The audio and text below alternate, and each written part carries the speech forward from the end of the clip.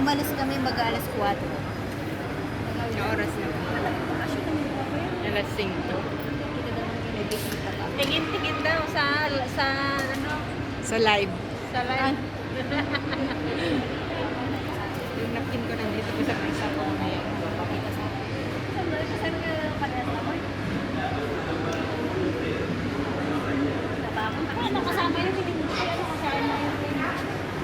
Hanggang makauwi ka, tapos na lang ang sa amin. Hindi, pero sigurado ka.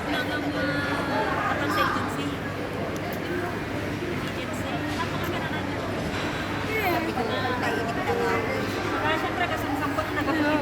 Kainitan ngayon sa Pilipinas. Botohan na bukas.